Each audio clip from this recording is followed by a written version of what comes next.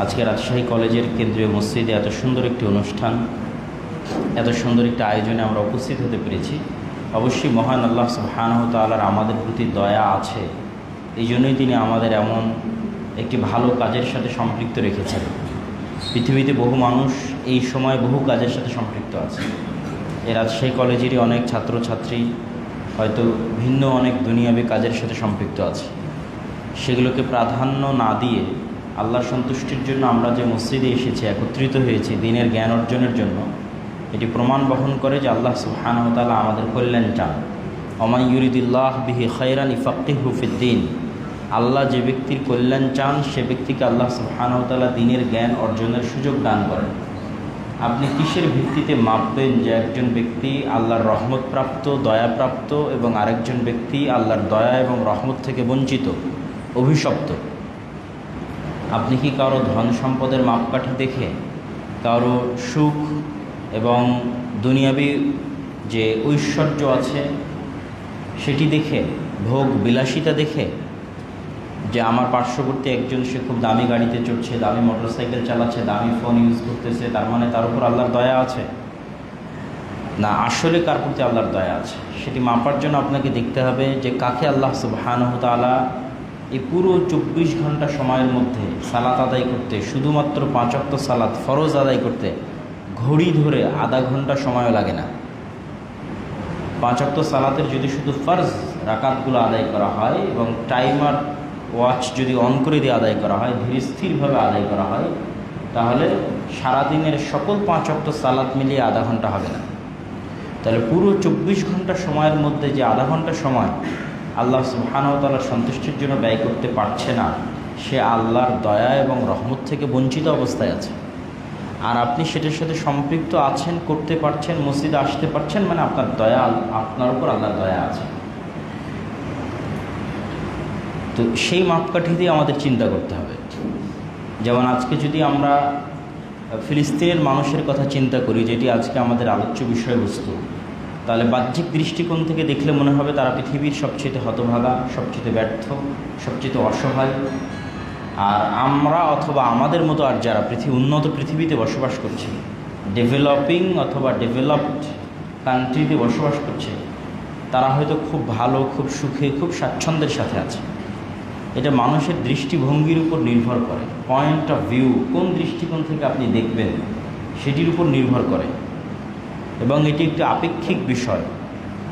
আপনি মন্তব্য করে দিলেন আর হয়ে গেল, বিষয়টি এমন নয়। একজন মানুষ হাসি মুখে মৃত্যুকে আলিঙ্গন করতেছে, আর একজন মৃত্যুকে এতটা ভয় পাচ্ছে যে মৃত্যু থেকে বাঁচার জন্য ছটফট করতেছে। আমাকে আইসিইউতে ভর্তি করো। করোনার সময় যেমন আমরা দেখতাম, রাজশাহী মেডিকেলে করোনার সময় দীর্ঘদিন আমার যাওয়ার সুযোগ হয়েছে।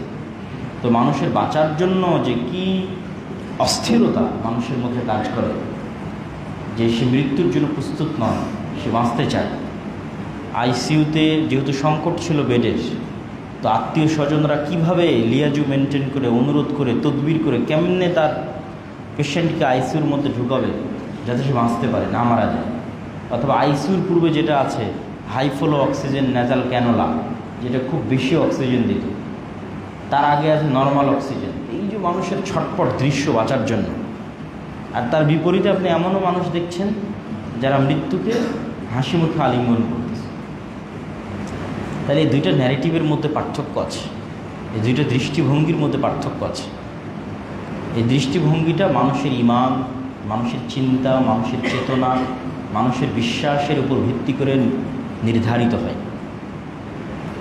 পৃথিবীর যদি আমরা সর্বশ্রেষ্ঠ মানুষ হিসেবে কোরআনের আলোকে যদি দেখি, কোরআনের দৃষ্টিভঙ্গিতে যদি দেখি, তাহলে পৃথিবীর সর্বশ্রেষ্ঠ মানুষ হচ্ছেন নবীরা। নবীরা যদি পৃথিবীর সর্বশ্রেষ্ঠ মানুষ হয়, তাহলে তাদের জীবনী যেভাবে আল্লাহ সুবহানাহু ওয়া তাআলা পবিত্র কোরআনে উল্লেখ করেছে, সেই জীবনীগুলো যদি আপনি বিশ্লেষণ করেন যে তাদের জীবনীগুলোর মধ্যে কী ধরনের কষ্ট, দুঃখ, প্রবলেম তারা ফেস করেছে। যেমন ইউসুফ আলাইহিস সালাতু ওয়াস সালামের জীবনী যদি আমরা ধরি, তিনি ভাইদের ষড়যন্ত্রের শিকার হয়ে কুয়াতে নিক্ষিপ্ত হয়েছেন এবং ছোট বয়সী পিতামাতার আদর এবং স্নেহ থেকে বিচ্ছিন্ন হয়ে মানুষের বাড়িতে কাজের লোক হিসেবে কৃতদাস হিসেবে বিক্রি হয়ে গেছে। মানুষের বাড়িতে কাজ করতে করতে মিথ্যা অপবাদ মাথায় নিয়ে জেলে গেছে এবং 7 বছর জেল খেটেছেন। তাহলে এই প্রত্যেকটা পয়েন্ট যদি আমরা আমাদের সাথে মিলাই, দেখবেন একটাও আমাদের সাথে মিলবে না। যে আমরা ছোটোবেলায় বাপ মা থেকে বিচ্ছিন্ন হয়ে গেছি, আমাকে আমার ভাইয়েরা ষড়যন্ত্র করে হত্যা করতে চেয়েছিল, ঠিক আছে, তারপর আমি মানুষের বাড়িতে কৃতদাস হিসেবে বিক্রি হয়ে সেখানে মানুষের বাড়িতে কাজ করে খাই, তারপরে সেখান থেকে আমাকে মিথ্যা অপবাদ দিয়ে জেলে দিয়ে দেওয়া হলো, আমি 7 থেকে 10 বছর মিথ্যা অপবাদ মাথায় নিয়ে জেল খাটলাম। একটা পরিসংখ্যানেও আপনার লাইফের পরিসংখ্যানের সাথে ইউসুফ আলাইহিসসালাতু ওয়াসসালামের জীবনী আপনি মিলাতে পারবেন না, অথচ তিনি একজন নবী, তার বাবা নবী, তার দাদা নবী এবং তার পর দাদাও নবী। তার বাবা হচ্ছেন ইয়াকুব আলাইহিসসালাতু ওয়াসসালাম, তিনি নবী, তার দাদা হচ্ছেন ইসহাক আলাইহিসসালাতু ওয়াসসালাম, তিনি নবী, এবং তার পর দাদা হচ্ছেন ইব্রাহিম আলাইহিসসালাতু ওয়াসসালাম, তিনি নবী। এই জন্য রাসূল সাল্লাল্লাহু আলাইহি ওয়াসাল্লাম বলেছেন, কতই না সৌভাগ্যবান ইউসুফ আন-নবী ইবনুন নবী ইবনুন নবী, যে নবীর ছেলে নবীর ছেলে নবীর ছেলে নবী, অনেক সৌভাগ্যবান। কিন্তু তার লাইফ হিস্ট্রি দেখে যে এত উঁচু মর্যাদা সম্পন্ন বংশে আল্লাহ সুবহানাহু ওয়া তাআলা কর্তৃক বাছাইকৃত নবী ইব্রাহিম আলাইহিসসালাতু ওয়াসসালামের বংশে, এবং পরস্পর ধারাবাহিক সবাই নবী, তার সাথে কি হচ্ছে? তাহলে বাহ্যিক দৃষ্টিকোণ থেকে দেখলে তো এটা মনে হবে যে এটা পরাজয়, বাহ্যিক দৃষ্টিকোণ থেকে দেখলে তো মনে হবে অসহায়। কিন্তু এই প্রত্যেকটা সিচুয়েশনে যদি আপনি ইউসুফ আলাইহিস সালামের মেন্টালিটি চেক করেন, ওনার মধ্যে আপনি ন্যূনতম হতাশা, ন্যূনতম ফ্রাস্ট্রেশন, ন্যূনতম দুশ্চিন্তা খুঁজে পাবেন না। যে উনি 7টা বছর জেলে আছে, যেই মুহূর্তে ওনাকে জেল থেকে বের হয়ে যেতে বলা হচ্ছে, উনি জেল থেকে বের হবে না। তো উনি যদি খুব অস্থির থাকতো জেল থেকে বের হওয়ার জন্য, তাহলে যখনই আদেশ জারি হলো যে তোমাকে জেল থেকে বের হওয়ার অনুমতি দেওয়া হলো, দৌড় দিয়ে জেল থেকে বেরিয়ে যায়। উনি বলছেন, না আমি জেল থেকে বের হব না। কেন বের হবেন না? তো বলে, যতক্ষণ আমার নামে যারা মিথ্যা অপবাদ দিয়েছে তারা ক্লারিফিকেশন না দিবে যে তারা আমার নামে মিথ্যা অপবাদ দিয়েছিল, শহরের মানুষের সামনে প্রকাশ্যে না বলবে, ততক্ষণ আমি ইউসুফ, আমার আত্মমর্যাদার হানি হবে যে আমি স্বেচ্ছায় জেল থেকে বেরিয়ে যাব। অথচ 7 বছর থেকে উনি জেলে আছে। তাহলে ওনার পয়েন্ট অফ ভিউ থেকে জেলে থাকাটা কেমন, আর আমাদের পয়েন্ট অফ ভিউ থেকে জেলে থাকাটা কেমন? ঠিক ফিলিস্তিনের মানুষ যারা বর্তমান সিচুয়েশনে আছে, আমাদের দৃষ্টিকোণ থেকে তারা খুব কষ্টে, খুব দুঃখে আছে, কিন্তু অন্য দৃষ্টিকোণ থেকে দেখলে যে আসলে প্রকৃত সফল কে? দুনিয়াতে সফলতাই প্রকৃত সফলতা নয়। কাম মিন মাশহুরিন ফিদ দুনিয়া মাজহুলুন ইনদাল্লাহ। কত মানুষ আছে পৃথিবীতে সেলিব্রিটি, প্রসিদ্ধ, কিন্তু আল্লাহর নিকটে অপ্রসিদ্ধ, অপরিচিত। আল্লাহর দরবারে তার নামই উচ্চারিত হয় না। মানে যদি ফেরেশতারা নাম না উচ্চারণ করে, ফেরেশতারা যখন ডিউটি দেয়, দায়িত্ব পালন করে, প্রত্যেকটা শিফটিংয়ে রাসূল সাল্লাল্লাহু আলাইহি ওয়াসাল্লাম কেন সোমবার বৃহস্পতিবারে সিয়াম রাখতেন, কেন তিনি মাসের 3 দিন সিয়াম রাখতেন, কেন শাবান মাসে সিয়াম রাখতেন, ঠিক আছে, 5 ওয়াক্ত সালাতে জামাতের সাথে কেন আদায় করতে চাইতেন, কেন এই প্রত্যেকটা শিফটিংয়ে ফেরেশতারা রিপোর্ট সংগ্রহ করে এবং আল্লাহ সুবহানাহু ওয়া তাআলার কাছে রিপোর্ট দেয়। তো উনি চান যে প্রত্যেক রিপোর্টে ওনার নামটা ভালোর সাথে উচ্চারিত। এরকম কত মানুষ পৃথিবীতে আছে প্রসিদ্ধ, কিন্তু আল্লাহ সুবহানাহু ওয়া তাআলার নিকটে অপ্রসিদ্ধ, ওর কোনো ভ্যালুই নেই আল্লাহর নিকটে। সে ডাস্টবিনে পড়ে মারা যাবে না ভাগাড়ে পড়ে মারা যাবে, এটা আল্লাহ সুবহানাহু ওয়া তাআলা পরোয়া করেন না। আর আরেকজন যাকে পৃথিবীর কোনো মানুষ চেনে না, কিন্তু সে আল্লাহ সুবহানাহু ওয়া তাআলার কাছে এতটাই ভ্যালুয়েবল, এতটাই প্রসিদ্ধ যে কেউ যদি তার সাথে শত্রুতা করে, তাহলে আল্লাহ আসমানে ওখান থেকে ঘোষণা করেন যে যে তার সাথে শত্রুতা স্থাপন করেছে, আমি আল্লাহ ওর সাথে শত্রুতা স্থাপন করলাম কেন, সে আমার বন্ধু। তখন যে ওই ব্যক্তির সাথে শত্রুতা স্থাপন করেছে, ওকে ধ্বংস করার জন্য যা করা লাগবে তার ব্যবস্থাপনা আল্লাহ করবে। তো পৃথিবীতে সফলতার মানদণ্ডটা যদি আমরা আজকের এই ফিলিস্তিন আলোচনার শুরুতেই যদি আমরা চিন্তা করি যে আমরা আজকে এখানে এসেছি, একত্রিত হয়েছি, আরও রাজশাহী কলেজে অসংখ্য ছাত্রছাত্রী আছে, ফিলিস্তিনিদের থেকে আমরা কি শিখতে পারি? তারা যে এখন খাদ্য কষ্টে আছে, বিশেষ করে এখন ইনস্ট্যান্ট এই আজকালের যে সিচুয়েশান, আজকালের সিচুয়েশানে ফিলিস্তিনে কোনো ত্রাণ প্রবেশ করতে দেওয়া হচ্ছে না। জাতিসংঘের চেষ্টা সত্ত্বেও এবং দুর্ভিক্ষের কারণে এখন ফিলিস্তিনের মানুষ মারা যাচ্ছে। আজকাল যারা মারা যাচ্ছে 15 জন, 20 জন, 30 জন, তার বেশিরভাগই খাদ্যের অভাবে, দুর্ভিক্ষের কারণে মারা যাচ্ছে। তো তাদের দৃষ্টিকোণ থেকে যদি আমরা আমাদের লাইফটাকে দেখি, আমাদের জীবনটাকে দেখি, তাহলে আমরা প্রকৃত অর্থে ফিল করতে পারবো যে সফলতার মানদণ্ডটা কী, আমাদের কি করা উচিত, আমরা কোন অবস্থায় আছি, কি সিচুয়েশনে আছে, আমাদের আল্লাহর কত শুকরিয়া আদায় করা উচিত, কিভাবে আমাদেরকে আরও দিনের দিকে ধাবিত হওয়া উচিত। এবং আল্লাহ সুবহানাহু ওয়া তাআলার যখন মানুষ শুকরিয়া আদায় করে না, তখনই কিন্তু আল্লাহ সুবহানাহু ওয়া তাআলা তাদের উপর তার যে অভিশাপ, তার যে গজব, সেটি চাপিয়ে দেন। তো ফিলিস্তিনের এই জমিটা, এই মাটিটা আল্লাহ সুবহানাহু ওয়া তাআলার ঘোষণা অনুযায়ী পবিত্র ভূমি। সুবহানাল্লাযী আসরা বিআবদিহি লাইলাম মিনাল মাসজিদিল হারামি ইলাল মাসজিদিল আকসা আল্লাযী বারাকনা হাওলা। যেই মাটির চতুর্পাশ আমি আল্লাহ বরকত দিয়ে ঘিরে রেখেছি। আর এক আয়াতে আল্লাহ সুবহানাহু ওয়া তাআলা বলছেন, ওয়ানাজ্জাইনাহু ওয়া লূতান ইলাল আরদিল্লাতী, আমি লূতকে এবং ইব্রাহিমকে ওই মাটিতে আশ্রয় দিয়েছি যেই মাটিতে আমি বরকত রেখেছি, রহমত রেখেছি সারা পৃথিবীর মানুষের জন্য। আল্লাহু আকবার। আগের আয়াতে বলা হলো যে তার চারপাশ বরকত মণ্ডিত, আর পরের আয়াতে বলা হচ্ছে যে এই মাটিতে আল্লাহ বরকত রহমত রেখেছেন কাদের জন্য? সারা সমগ্র পৃথিবীর মানুষের জন্য রেখেছেন।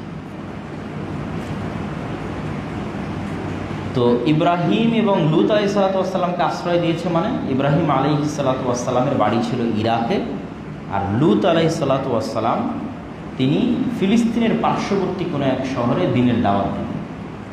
তো ইরাক থেকে যখন ইব্রাহিম আলাইহিসসালামের বাবা তাকে বের করে দিলেন এবং লূত আলাইহিসসালামের শহর যখন আল্লাহ উল্টিয়ে ধ্বংস করে দিলেন, তখন এই দুই নবীকেই অ্যাট এ টাইম আল্লাহ কোথায় আশ্রয় দিয়েছিলেন? ফিলিস্তিন, জেরুজালেম, যেটাকে আল্লাহ বলছেন যে এটা পবিত্র ভূমি।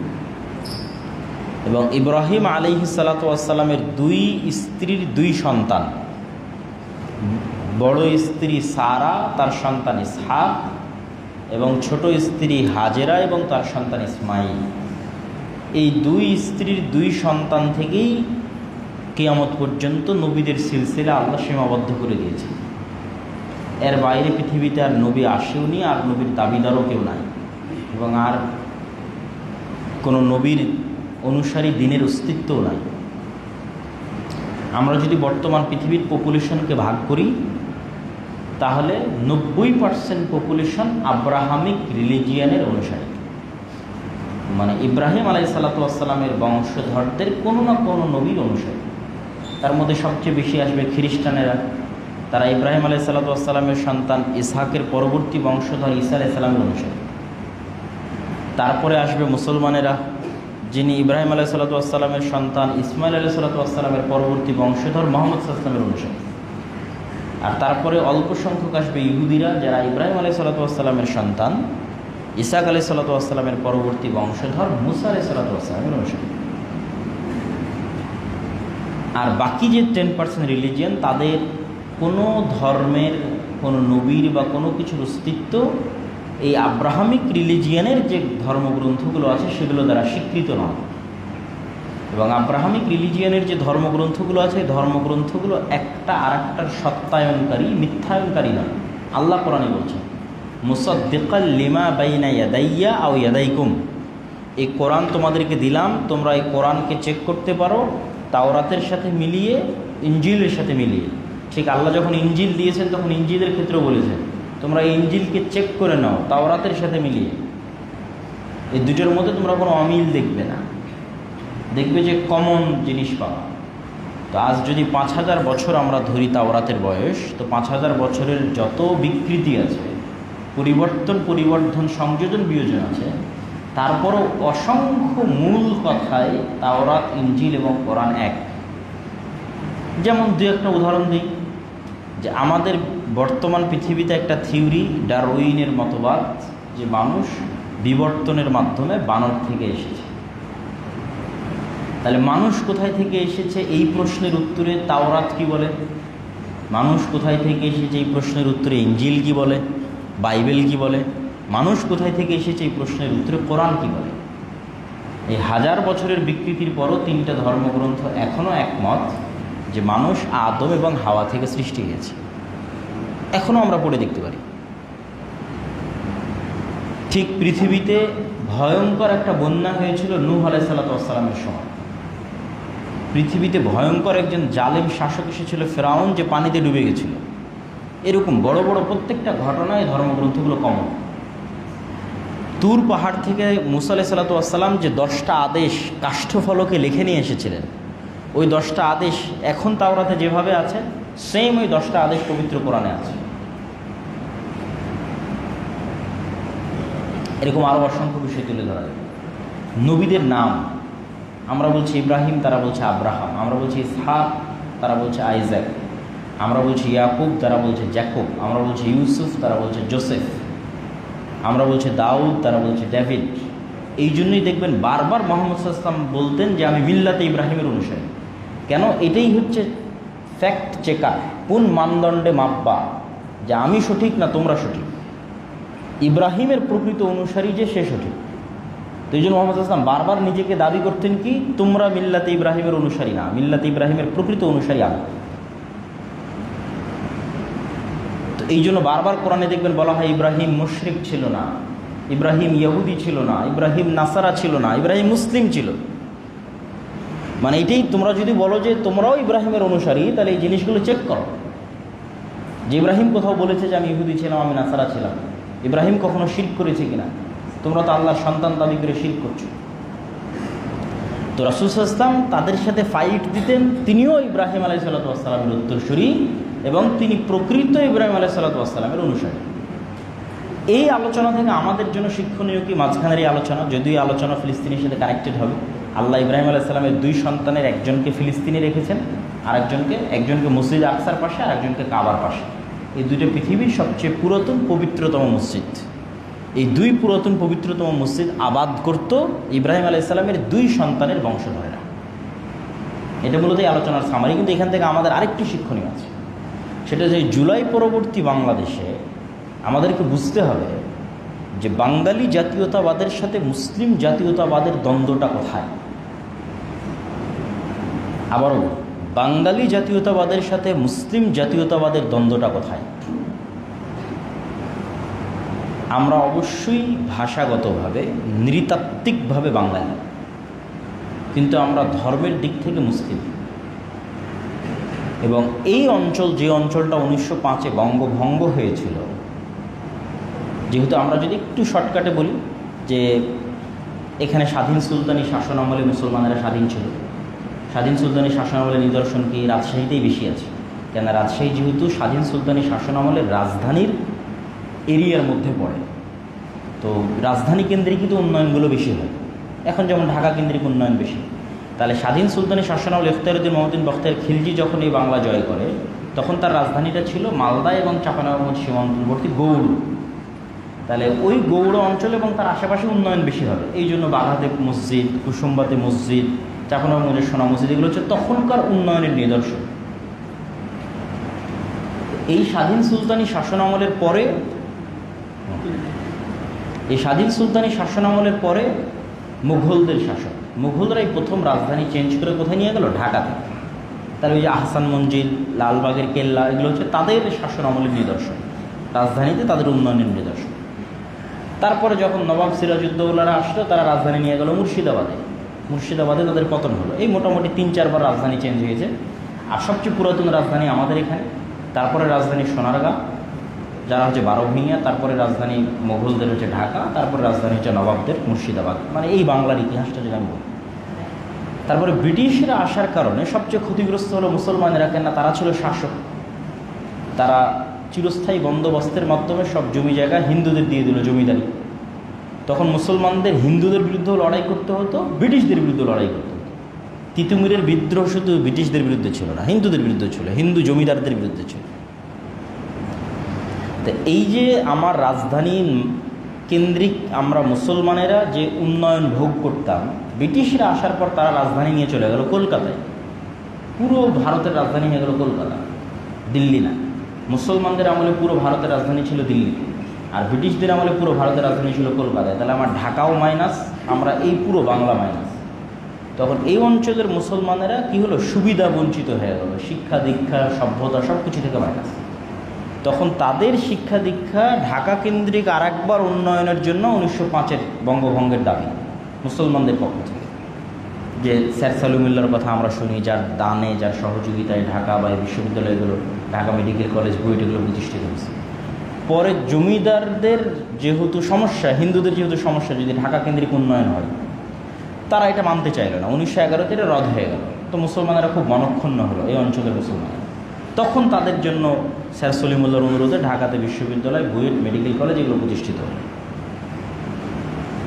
তারপরে 1947 শেরে বাংলা একে ফজলুল হক চাইতেন যে দুই বাংলা মিলে আমরা ভারতের সাথেও না পাকিস্তানের সাথেও না অখণ্ড বাংলাদেশ চাই।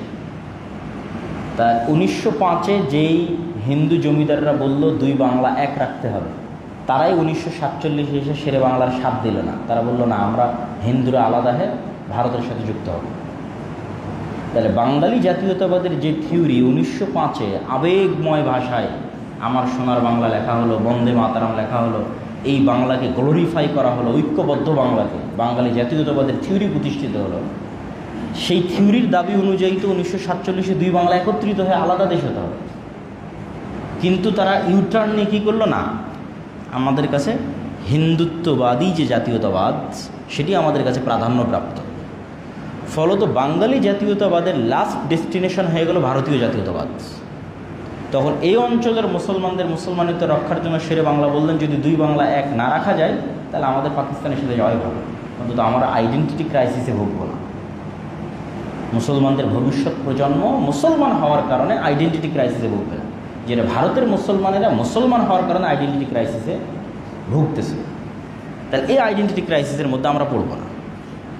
তারপরে 1947-এর পর 1971-এর পূর্ব মুহূর্তে 1960-এর দিকে নতুন করে আবার বাঙালি জাতীয়তাবাদ এই দেশে আমদানি করা হয়, কলকাতা কেন্দ্রিক বাঙালি জাতীয়তাবাদ, যেটার লাস্ট ডেস্টিনেশন হচ্ছে ভারতীয় জাতীয়তাবাদ। এবং মুসলমানদেরকে হীনম্মন্য ভাবানো হয় যে তুমি যদি কলকাতা কেন্দ্রিক হাজার বছরের বাঙালি সংস্কৃতির অনুষঙ্গ না হও তাহলে তুমি এলিট ক্লাসের অংশ হতে পারবে না। যেটা প্রথম আলো প্রতিষ্ঠা করেছে, ডেইলি স্টার প্রতিষ্ঠা করেছে, উদিচি থেকে শুরু করে, ছায়ানট থেকে শুরু করে, যেগুলো 1960-এর দশকে বাঙালি জাতীয়তাবাদ কেন্দ্রিক যে সাংস্কৃতিক প্রতিষ্ঠানগুলো, তারা এই ন্যারেটিভটা এই দেশে আমদানি করে কলকাতা থেকে, এবং মুসলমানদের ফিল করায় যে তুমি যদি পহেলা বৈশাখে ইলিশ পান্তা না খাও, পহেলা বৈশাখ উদযাপন না করো, বা বাঙালি জাতীয়তাবাদের আর যা কিছু আছে অনুষঙ্গ, যেটা বাঙালির হাজার বছরের কৃষ্টিকাজ, এটার মধ্যে যদি তুমি না আসো তাহলে তুমি সাম্প্রদায়িক জঙ্গি। তাহলে 90% মুসলমানের দেশে মুসলমান পরিচয় বহনকারী মানুষদেরকে কী করা হলো, মূল স্রোত থেকে মাইনাস করে দেওয়া হলো, আর একটা নতুন স্রোত তৈরি করা হলো বাঙালি জাতীয়তাবাদের প্রবৃত্তি। আমার এই আলোচনার সাথে ওইটার কানেক্টিং কি, ওইটার কানেকশান হচ্ছে যে আমরা ওই থিওরিটার ফাইট দিব কীভাবে। অনেকেই এভাবে ফাইট দিতে চায় যে না, আমরাও বাঙালি হিসেবে, বাংলা সাহিত্য হিসেবে, বাংলা চর্চা হিসেবে, সব দিক থেকে আমরাও মুসলমান হিসেবে তাদের চেয়ে বড় লেভেলে পৌঁছে যাব, দিয়ে আমরা কলকাতা কেন্দ্রিক যেটা আছে সেটাকে ফাইট দেব। এটা সম্ভব না। আপনাকে চিন্তা করতে হবে যে অত্র অঞ্চলের ভারত কেন্দ্রিক, হিন্দুত্ববাদ কেন্দ্রিক অথবা কলকাতা কেন্দ্রিক যে বাঙালি জাতীয়তাবাদ, এরা পৃথিবীর 1%ও না। আর মুসলমানদের যে সংস্কৃতি, এই সংস্কৃতিটা হচ্ছে গ্লোবাল সংস্কৃতি। সাংস্কৃতিকভাবে আমরা যদি কিছু ছোট ছোট পয়েন্ট ধরি সাংস্কৃতিক, যেমন একটা পয়েন্ট কি ধরেন, গরুর গোস্ত খাওয়া। তাহলে যদি আপনি বাঙালি জাতীয়তাবাদের থিওরিতে আপনি যান, তাহলে আপনি যদি গরুর গোস্ত খান তাহলে আপনি সাম্প্রদায়িক। তাহলে আপনাকে এলিট হতে হলে গরুর গোস্ত খাওয়া বাদ দিতে হবে। কলকাতার কাছে এলিট হতে হলে ভারতের কাছে গরুর গোস্ত, তাহলে আপনি কি চিন্তা করবেন? আপনি কি চিন্তা করে এলিট হওয়ার জন্য গরুর গোস্ত খাওয়া বাদ দেবেন? না, আপনি চিন্তা করবেন আব্রাহামিক রিলিজিয়নের অনুসারে পৃথিবীর 90% মানুষ গরুর গোস্ত খায়, সুতরাং আমি গ্লোবাল নাগরিক, আমি তো ইউরোপের সাথে কানেক্টেড, আমেরিকার সাথে কানেক্টেড। এদের তো গণারই দরকার নেই, এদের তো পৃথিবীতে কোনো অস্তিত্ব নাই, কোনো অংশই নাই, কোনো ভূমিকাই নাই। তাহলে কেন আমি তাকে গণব? আমি তো এদের চেয়েই তো টপ লেভেলের ওয়ার্ল্ড ওয়াইড যে কানেক্টিভিটি, যে সংস্কৃতি, সেই সংস্কৃতির অংশ। ধরেন আর একটা যদি ছোট্ট পয়েন্ট বলি, মুসলমানি করা। তা মুসলমানি করা হিন্দুদের সংস্কৃতি না, কিন্তু মুসলমানি করা গ্লোবাল সংস্কৃতি। কেন আব্রাহামিক রিলিজিয়নের সব দিনের অনুসারীরা কি করে? মুসলমানি করে। খ্রিস্টানেরা মুসলমানি করে, ইহুদিরা মুসলমানি করে, মুসলমানেরা মুসলমানি করে। তাহলে আপনি ওর সাথে তুলনা করে কেন বিলম্বন না হবে? আপনি তো গ্লোবাল নাগরিক। সুতরাং আপনাকে ওইটার সাথে ওইভাবে ফাইট না দিয়ে আপনাকে সবসময় ফাইট দিতে হবে কীভাবে? বিশ্ব চিন্তা করে। এবং বাংলাদেশেরও স্বাধীনতা অক্ষুণ্ণ থাকবে যদি বাংলাদেশ ভারত নির্ভর না হয়ে বিশ্ব নির্ভর হয়। বিশাল মুসলিম বিশ্ব, বিশাল ইউরোপ, বিশাল আমেরিকা। আল্লাহ সুবহানাহু ওয়া তাআলার কথা অনুযায়ী খ্রিস্টানেরা মুসলমানদের প্রতি বেশি সফট হবে হিন্দুদের চাইতে, ব্রাহ্মণদের চাইতে। আল্লাহর কোরআন আয়াতের যদি আমরা অনুবাদ করি যে মুসলমানদের প্রতি সবচেয়ে অত্যাচার করবে, সবচেয়ে জুলুম করবে ইহুদিরা এবং হিন্দুরা, এবং সফট থাকবে মোটামুটি, এবং বেশি ইসলাম গ্রহণ করবে। কিয়ামতের পূর্ব মুহূর্তে যদি সব মানুষ মুসলমান হয়তো সবচেয়ে বেশি ইসলাম গ্রহণ করবে কারা? খ্রিস্টানরা। এবং অতীতেও সবচেয়ে বেশি ইসলাম গ্রহণ করেছে কারা? খ্রিস্টানরা। সুতরাং অন্য দিক থেকে নয়, ধর্মের অনুসরণের দিক থেকে না, মিল্লাতে ইব্রাহিমের অনুসারী হিসেবে মুসলমানেরাই শ্রেষ্ঠ। কিন্তু এই বাঙালি জাতীয়তাবাদকে ফাইট দেওয়ার জন্য আব্রাহামিক রিলিজিয়নের আর অন্য ধর্মের অনুসারীরা যারা পৃথিবীতে বসবাস করতেছে তাদের সাথে আপনি আপনার সংস্কৃতিটা মিলানোর চেষ্টা করবেন, যে আমি তো সাংস্কৃতিকভাবে তাদের সাথে কানেক্টেড, তাদের সাথে আমার বনারই দরকার নেই যে হিন্দু, এই কলকাতার হিন্দু দাদাবাবুদের কাছে আমাকে শ্রেষ্ঠ হতে হবে, আমাকে তার কাছে এলিট ক্লাসের হতে হবে। এই ন্যারেটিভটা যদি আমরা একটু জাতীয়ভাবে তৈরি করতে পারি, তাহলে প্রথম আলো বা ডেইলি স্টার যে ন্যারেটিভ আমাদের খাওয়ানোর চেষ্টা করে বা এলিট ক্লাস থেকে মুসলমানদেরকে মাইনাস করে এবং সেকুলার না হলে, বাঙালি জাতীয়তাবাদে বিশ্বাসী না হলে মুসলমানদের এলিট ক্লাসে জায়গা নেয়, যে ডিমোরালাইজ করা হয়, সেই জায়গা থেকে এটা আমাদের শিক্ষা। তো আমরা আবার আমাদের আলোচনায় ফিরে যাই। তো এই ইব্রাহিম আলাইহিসসালাতু ওয়াসসালামের দুই সন্তানের এক সন্তান মসজিদ আকসা কেন্দ্রিক, আর এক সন্তান হচ্ছে কাবা কেন্দ্রিক। এই ইউসুফ আলাইহিসসালাতু ওয়াসসালামই যখন কুয়ায় নিক্ষিপ্ত হয়ে মিশরে বিক্রি হয়ে গেলেন, এখনও কিন্তু ফিলিস্তিনের সাথে মিশর কানেক্টেড। আপনি এখনও গাজায় কোনো ত্রাণ মিশর ছাড়া দিতে পারবেন না। তো এটা আগের থেকেই ভৌগোলিকভাবে যুক্ত একটা অঞ্চল হচ্ছে মিশর ফিলিস্তিন। ওই যে ইব্রাহিম আলাইহিসসালাতু ওয়াসসালামের স্ত্রী সারাকে নিয়ে তিনি এক সফরে যাচ্ছিলেন, জালেম বাদশাহ তার স্ত্রীর সাথে মতলব নিয়ে সামনের দিকে এগিয়ে আসছিল, এই যে বুখারীর যে বর্ণনা, এটাও কিন্তু তারা ফিলিস্তিন থেকে, মানে জেরুজালেম থেকে খাদ্যের অন্বেষণে মিশর যাচ্ছিলেন।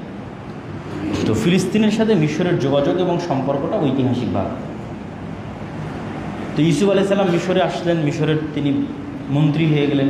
তারপরে তার বাবা, তার ভাইয়েরা সবাই মিশরে আসলো। তারপরে মিশরে যাদের সাথে অ্যালাই করে, যাদের সাথে জোট করে ইউসুফ আলাইহিস সালাম শাসন চালাতেন, তাদের পতন হলো, ফারাওদের উত্থান হলো। ফারাও বংশ, ফেরাউন, তাদের উত্থান হলো। সবাইকেই ফেরাউন বলা হয়, তাদের বংশের যত রাজা আছে, এটা তাদের উপাধি। ঠিক আছে, যেমন আমরা আমাদের যুগে ইউজ করতেছি প্রাইম মিনিস্টার, প্রেসিডেন্ট, এই যে উপাধিগুলো ইউজ করতেছি। কোথাও আমিরুল মুমিনিন উপাধি ইউজ হচ্ছে, কোথাও খাদিমুল হারামাইন আর শরীফাইন উপাধি ইউজ হচ্ছে। এই যে উপাধিগুলো তো সবার ক্ষেত্রে ব্যবহার হচ্ছে। ঠিক ফেরাউন একটা উপাধি। তখন ওই ফারাও বংশের অনুসারীরা আগের সরকারের জোটের সঙ্গীকে ছিল ইউসুফ আর তার বংশধর। যেমন গত 16 বছরের ফ্যাসিজম, তারা চিন্তা করেছে কি আগের সরকারের জোটের অংশ কারা ছিল। তো শুধু আগের সরকারের বিরুদ্ধে না, জোটের যারা অংশ ছিল তাদের সাথে শত্রুতা। তাহলে জোটের অংশ ছিল ইউসুফ আলাইহিস সালাম এবং তার ভাইয়েরা, এরাই হলো বানু ইসরাইল। তখন তাদের উপর জুলমের স্টিম রোলার শুরু হলো, এবং এই জুলমটা আরও বাড়লো কেন? তারা স্বপ্নের মধ্যে দেখলো বহু পাদ্রী, বহু জ্যোতিষী, যে একটা আগুন জেরুজালেম থেকে উঠতেছে, সেই আগুনে পুরো মিশরের রাজ্য ভস্মীভূত হয়ে যাচ্ছে, ধ্বংস হয়ে যাচ্ছে। জ্যোতিষীরা ব্যাখ্যা দিল যে জেরুজালেম থেকে কারা আসছে? এরাই তো বানু ইসরাইলেরই তো আসছে, এরা ইব্রাহিম আলাইহিস সালামের বংশধর, ইসহাক, ইয়াকুব, ইউসুফ এবং তার 11 ভাইয়ের পরবর্তী সন্তান। এরাই তো জেরুজালেম থেকে আসছে। অতএব এদের থেকে এমন সন্তান জন্ম নিবে আপনার শাসন ক্ষমতা ধ্বংস করে দেবে।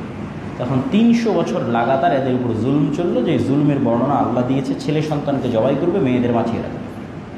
তো 300 বছরের জুলমে এরা গোলাম হিসেবে, এদের নেচার গোলাম হয়ে গেল।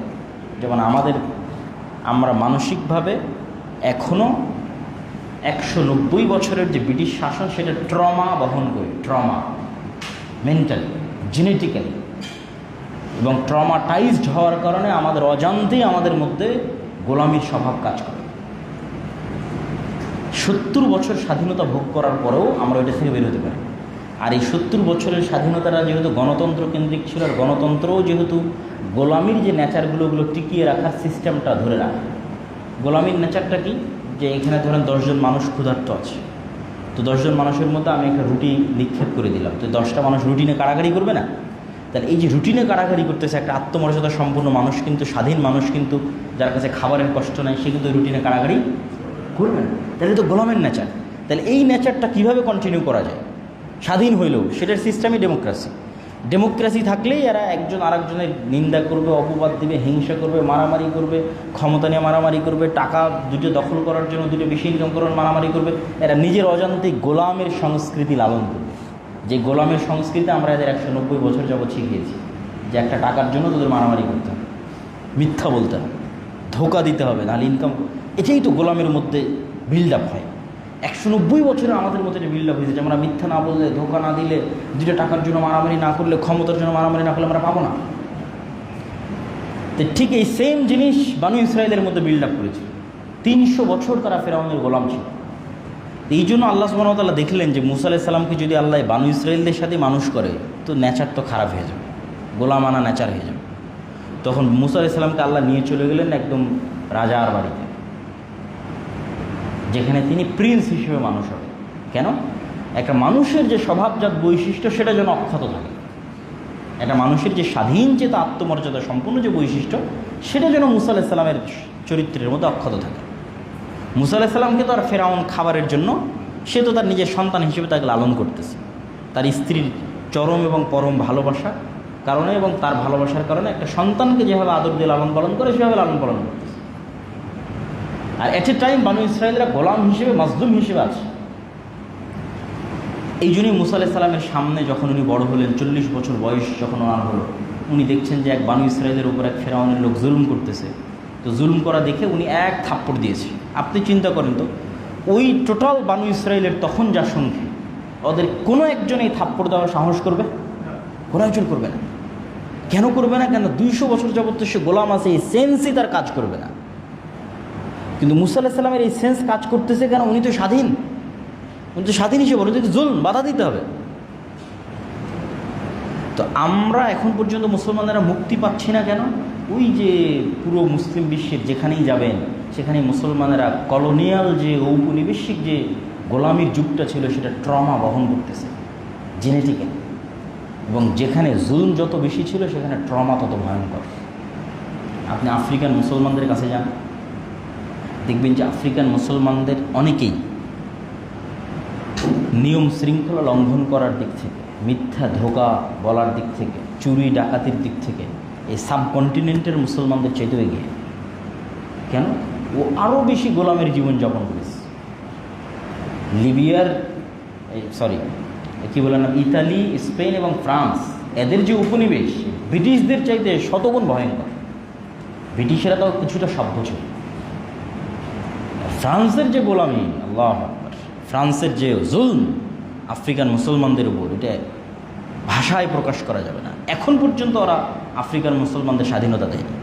বলে তোমার যে খনিজ দ্রব্য উৎপাদিত হবে সেটা আমার, তোমার ব্যাংকের টাকা আমার কেন্দ্রীয় ব্যাংকে থাকবে, তুমি কোনো স্বাধীন পররাষ্ট্রনীতি অবলম্বন করতে পারবে না, তুমি আমার অস্ত্র কিনলে আমার কাছ থেকে কিনতে হবে। ঠিক যেটা ভারত বাংলাদেশের সাথে শুরু করেছে, যে অস্ত্র কিনলে আমার থেকে নিতে হবে, যাতে আমার বিরুদ্ধে যুদ্ধ করার সময় তোমার ওই অস্ত্র কাজ না করে। তো সে একই সিস্টেম ফ্রান্স এখন অব্যাহত, এখনকার কথা বলছে। এখনকারও যদি আপনারা হিস্ট্রি পড়েন, এখন একজন শাসক রাশিয়ার সহযোগিতায় ইউরোপের বিরুদ্ধে, কী যেন নামটা আমি ভুলে গেলাম, আফ্রিকা কী নাম, হ্যাঁ, ইব্রাহিম সম্ভবত, সে এই ফার্স্ট প্রোটেস্ট করে দেয়। সেও টিকে থাকতে পারবে কিনা আমি জানি। কিন্তু আফ্রিকান মুসলমানদের নেচার, যদি আপনি ইউরোপে যান, কেননা যেই ইউরোপিয়ান কান্ট্রির যেখানে কলোনি বেশি ছিল ওরা আবার ওখানে বেশি থাকে। এই জন্য দেখবেন ব্রিটেনে গেলে দেখবেন বাংলাদেশ, ইন্ডিয়া, পাকিস্তানিরা বেশি। আবার ইতালি বা স্পেন বা ফ্রান্সে গেলে দেখবেন আফ্রিকার মুসলমানেরা বেশি। কেন? ওরা ওদের কলোনি ছিল, ওদের গোলামি করতে করতে ওরা ওখানে আসছে 200-300 বছর থেকে। তো এটার সারমর্মটা কি? এই জন্য মুসা আলাইহিস সালাম যখন তাদেরকে আল্লাহর এত বড় দয়া, নেয়ামত, রহমত সব কিছু দিয়ে ফেরাউন ডুবে গিয়ে যখন মরুভূমিতে ওপারে চলে গেলেন, তো তো মুসা আলাইহিস সালাম তুর পাহাড় থেকে তিনি তাওরাত নিয়ে আসতেছে, তো এই বানু ইসরাইল বলতেছে আমরা আল্লাহর উপর ততক্ষণ ঈমান আনয়ন করবো না যতক্ষণ তোমার আল্লাহকে না দেখবো। অথচ এরা চোখের সামনে দেখলো যে ফেরাউন পানিতে ডুবে মারা গেল। পানিতে ডুবে ফেরাউনকে মৃত্যুবরণ করতে দেখেও তারা বলতেছে যে আমরা আল্লাহকে যতক্ষণ না দেখবো ততক্ষণ ঈমান আনবো না। তাদেরকে যখন বলা হচ্ছে তো খাবারের যেহেতু মরুভূমি ছিল, পানির ব্যবস্থা করে দেন। ওয়াইস্তাসকা মূসা লিকওমিহি ফাকুলনা ইজরিব বিআসাকাল হাজার ফানফাজারাত মিনহু ইসনাতা আশারাতা আইনা। মুসা আলাইহিস সালাম পাথরে বাড়ি দিলেন, 12টা ঝর্ণা হলো। 12টা ঝর্ণা কেন? ইউসুফ আলাইহিস সালাম এবং তার 11 ভাই, মোট 12 জন। 12 জনের 12 বংশের জন্য 12টা ঝর্ণা, এবং সমুদ্রের মধ্যে রাস্তাও তৈরি হয়েছিল 12টা। তাদের সম্মান দেখেন। তাহলে খাবার লাগবে, তো আল্লাহ মান্না এবং সালওয়া জান্নাত থেকে পাঠাতেন। পৃথিবীর সবচেয়ে দামি মাশরুম যেটা মরুভূমিতে হয়, যেটার বর্তমান বাজার দর অনুযায়ী প্রতি কেজি মাশরুমের দাম 4 থেকে 5 লক্ষ টাকা। সেই 4 থেকে 5 লক্ষ টাকা কেজি মাশরুম এবং এক প্রকার পাখির গোস্ত আসমান থেকে আসতো, জান্নাত থেকে আসতো। তারপরে তারা কি বলল? লান নাসবিরা আলা তুআমিন ওয়াহিদ ফাদউ লানা রাব্বাক। এই এক খাদ্য আমাদের ভাল লাগে না প্রত্যেক দিন, তোমার আল্লাহকে বলো এই মরুভূমির মধ্যে শাক সবজি ডাল চাউল পেঁয়াজ উৎপাদন করে দিতে। ওটা কিন্তু এখনও মরুভূমি, সিনাই মরুভূমি, ম্যাপে গেলেও মরুভূমি। মিশর এবং ফিলিস্তিন সীমান্তবর্তী অঞ্চলে যদি তুর পাহাড় সিলেক্ট করেন, তাহলে তুর পাহাড়ের আশপাশের পুরো অঞ্চল বিশাল অঞ্চল মরুভূমি। তো ওখানে এখনও কিছু আবাদ করা সম্ভব। তো এই জন্য সমুদ্রের পানিতে লবণাক্ত, এই জন্য পাথর থেকে ঝর্ণা বেরিয়েছে মিষ্টি পানির জন্য, সমুদ্রের পানিতে খেতে পারবে না। আর খাবারের জন্য জান্নাত থেকে খাবার আসতেছে। তো তাদের এটা এখন ভালো লাগছে, তাদের এখন শাক সবজি দরকার। কারণ আল্লাহ বলছে ঠিক আছে, আর এই মরুভূমি পার হলে একটা দেশ আছে, সেটাই কিন্তু ফিলিস্তিন, জেরুজালেম। সুজলা সুফলা শস্য শ্যামলা, খুব সুন্দর আবাদ হয়, জাইতুন হয় খুব দামি উন্নত মানের। ওখানে আমালেকা গোত্রের একদল শক্তিশালী মানুষ বসবাস করে। তোমরা যুদ্ধ করে এটা বিজয় করো, ওটা তোমাদেরই জমি। কেন তোমাদের জমি? ওই যে ইসাক আলাইহিসসালামের সন্তানরা তো এরাই তো ইউসুফ আলাইহিসসালাম হয়ে মিশরে আসছে, তো তোমাদের জমি, পবিত্র ভূমি, সেখানে যাও। তো বলে আমরা যেতে পারবো না, আপনি আর আপনার আল্লাহ গিয়ে যুদ্ধ করেন। তখন মুসা আলাইহিস সালাম হতাশ হয়ে গেলেন। উনি তো ছিলেন স্বাধীন চেতা, এরকম নিম্নমানের ব্যবহার উনি কোনোদিন দেখেননি। তাহলে এরা এত নিম্নমানের ব্যবহার কেন করতেছে, অথচ এরা নবীর সন্তান? ওই যে 190 বছর 200 বছর গোলামি করেছে। আপনি যদি এখন বাংলাদেশের রাজনীতি দেখেন যে এই যে জুলাইয়ের এত কষ্টের পর এত কামড়াকামড়ি কেন, কোনো অ্যান্সার নেই। 190 বছর ব্রিটিশদের গোলামি করেছে, রক্তের মধ্যে ওইটা ঢুকে আছে। কথা বুঝতে পেরেছেন? তাই যতক্ষণ আমরা পূর্ণ আমাদের ওই গোলামির স্বভাবগুলো বাদ দিয়ে পূর্ণ স্বাধীনতার যে স্বভাবগুলো আমরা না অনুসরণ করব, ততক্ষণ আপনি পাবেন না। এই জন্য আল্লাহ কোরআন বানু ইসরাইলের ঘটনা দিয়ে পরিপূর্ণ করে দিয়েছে। এই জন্য রাসূল সাল্লাল্লাহু আলাইহি ওয়াসাল্লাম বলেছে, এমন একদিন আসবে বানু ইসরাইল আর তোমরা 2 জুতার পাটের মতো হয়ে যাবা। জুতার এক পাটের সাথে আর এক পাটের কোনো অমিল আছে? কোনো অমিল নাই। তাহলে বানু ইসরাইলরা যদি কোনো গর্তে, সাপের গর্তে প্রবেশ করে থাকে, তোমরাও ওই গর্তের মধ্যে প্রবেশ করো। বানু ইসরাইলের কোনো এক মানুষ যদি তার মায়ের সাথে জেনা করে থাকে, তাহলে আমার উম্মতের কেউ তার মায়ের সাথে জেনা করে। নাউজুবিল্লাহ। এইভাবে তোমরা বানু ইসরাইলের সাথে মিলে যাবো। অতএব বানু ইসরাইলের ঘটনা দিয়ে কোরআন পরিপূর্ণ করে দিলাম। বিপদ থেকে বাঁচতে চাইলে এখান থেকে শিক্ষা নিই। এই জন্য আমি আমার বক্তব্যে বলেছি যে এই যুগের মুসলমানেরা আজকের বানু ইসরাইল। আর একটা ছোট্ট উদাহরণ দিই। সেই দিন কোথায় নিউজ দেখলাম যে জর্ডানের যারা দায়িত্বশীল তারা গাজায় ত্রাণ পাঠানোর জন্য কত বেশি পরিমাণে চাঁদা নিচ্ছে, কোথায় যেন নিউজ দেখলাম। তো এটা তো নিউজে এসেছে, আর আমরা যেহেতু ফিল্ডে ত্রাণ বিতরণ করতেছি, আমরা তো আরও ভালো জানি। যেই একটা খাসির দাম মিশরের বাজারে ধরেন $50, দালালের হাত পরিবর্তন হতে হতে হতে হতে হতে হতে এই খাসির দামে গাজার মধ্যে $3000। তাহলে এই প্রত্যেকটা স্তরে যতগুলো দালাল আছে, আল্লাহর কসমের একটাও ইহুদি নয়। প্রত্যেকটা দালালকে মুসলমান, বানু ইসরাইল। ওর ভাইয়ের রক্ত সারা পৃথিবী থেকে মানুষ তার চোখের পানি ফেলে যেই টাকাটা পাঠাচ্ছে, সেই টাকার সম্পদ গাজায় ত্রাণ হিসেবে ঢুকবে। ওই ত্রাণ ঢুকানোটাকে তারা বিজনেস হিসেবে নিয়েছে, মুসলমান।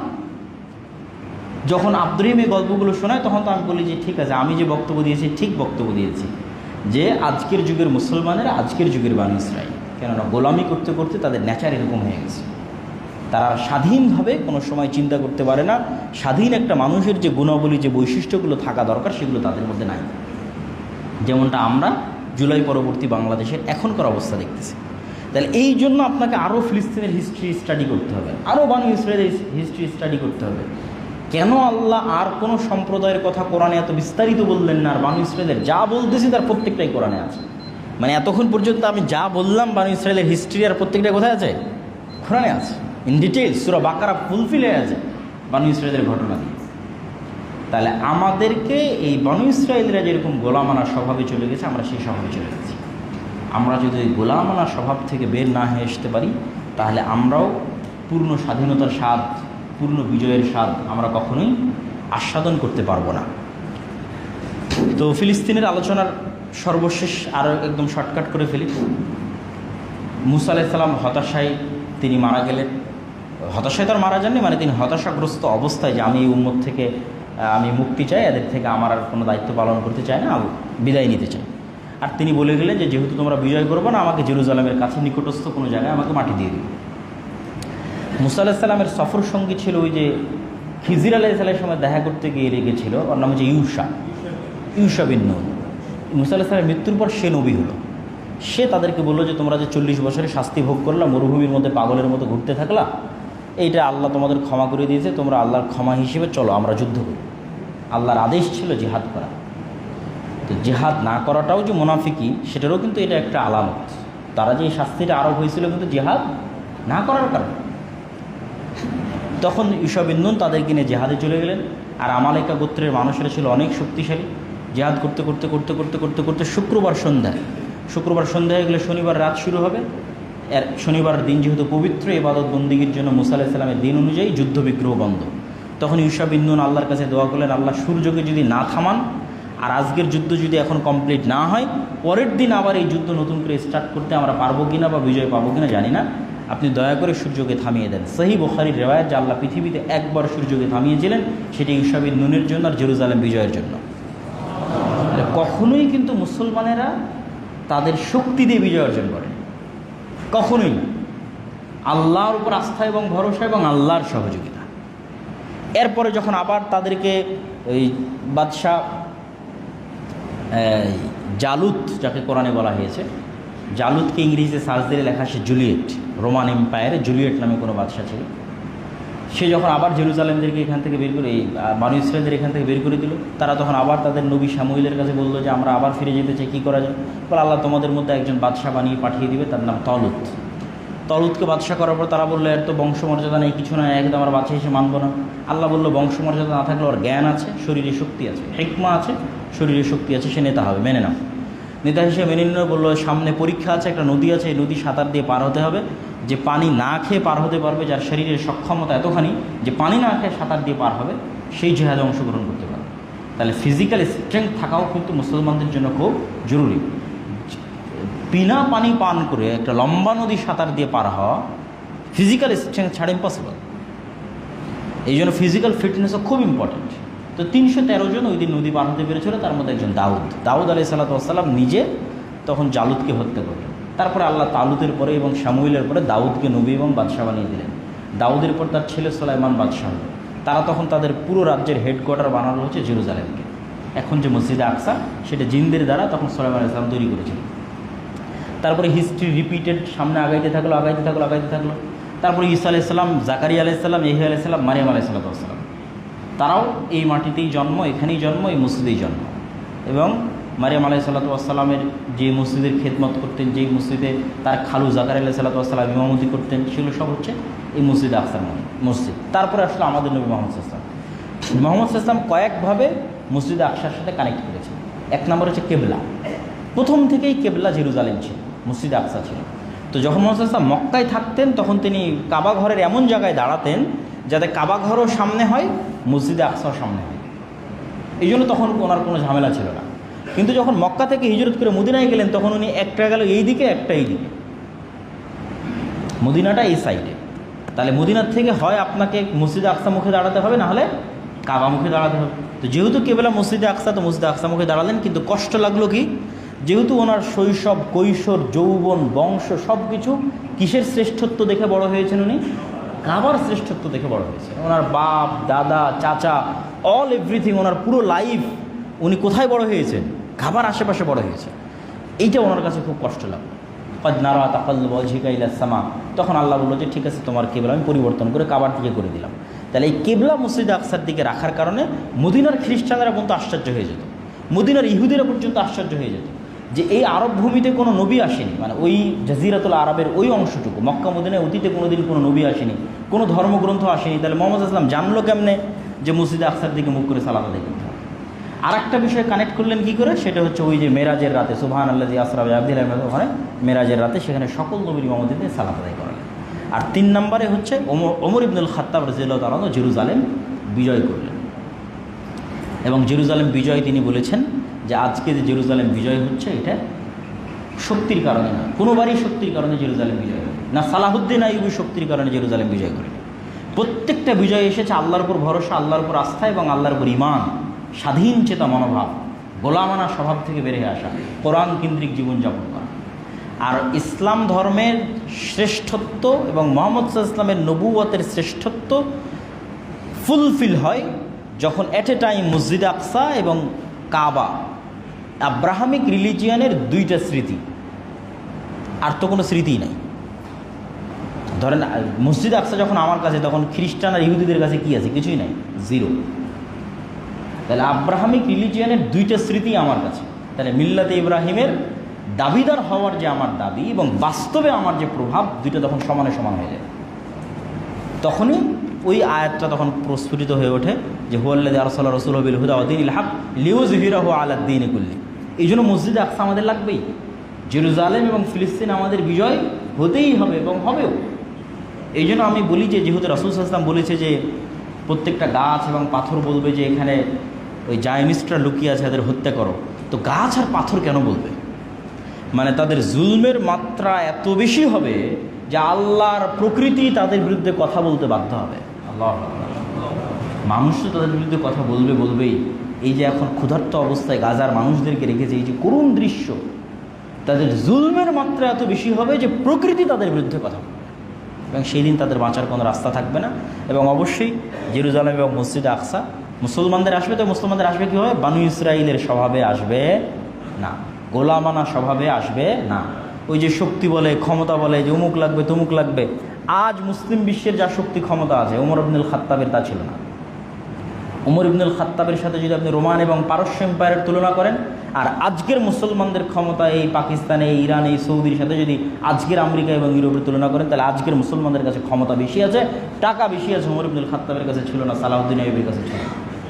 তাহলে শক্তি ক্ষমতা কোনো ব্যাপার নয়। আজকে মুসলমানদের নাই কি? সব বানু ইসরাইলের স্বভাবের মধ্যে আছে, সবাই নিজের ভাইয়ের রক্ত বিক্রি করে খেয়ে নিচ্ছে। ঠিক আছে, এই গোলামানা স্বভাব থেকে যদি আমরা বেরিয়ে আসতে পারি, আমাদের পরবর্তী বংশধররা বেরিয়ে আসে, ইনশাআল্লাহ আমরা নাজাত পাবো। আল্লাহ আমাদের তৌফিক দান করুক, আল্লাহ আমিন। ওয়া আখিরু দাওয়ানা আলহামদুলিল্লাহি রাব্বিল আলামিন। এই যে ফিলিস্তিনের যে আলোচনা করলাম, এটা আমারই লেখা বই, পরিপূর্ণ এখানে আছে।